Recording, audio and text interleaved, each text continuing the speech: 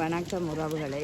இந்த நெருப்பு எரிகிறதை பாருங்கள். உங்களுக்கு தெரியும், ஐம்பூதங்களில் நிலநீர், தீ, காற்று, ஆகாயம்.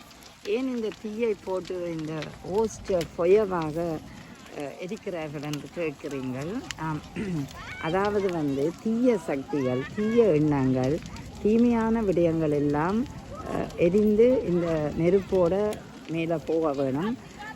நல்ல ஒரு வாழ்க்கை, நல்ல ஒரு எண்ணங்கள் இனி பிறக்க வேணும் என்று. அதாவது ஈஸ்டரில் அவர்கள் பொய ஓஸ்டர் என்று செய்கிறதுக்கான காரணம்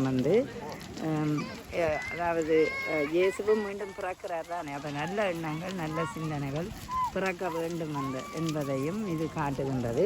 இது ஒரு கொண்டாட்டமாக, இவர்களுடைய மக்கள் கொண்டாட்டமாக நிலத்திலே இதை எரிக்கிறார்கள் என்றால், அந்த நிலம் இந்த தீய அத்தனையிடம் இருந்து இது அழிந்து போக வேண்டும் என்பதற்காகத்தான் நிலத்திலேயுமே தீய எண்ணங்கள் இருக்கக்கூடாது, பூமியில் தீய எண்ணங்கள் இருக்கக்கூடாது என்பதை நினைவுபடுத்துகிறதாகத்தான் இருக்கின்றது. ஆனால் உண்மையிலே மிக மகிழ்ச்சியாக இருக்கிறது.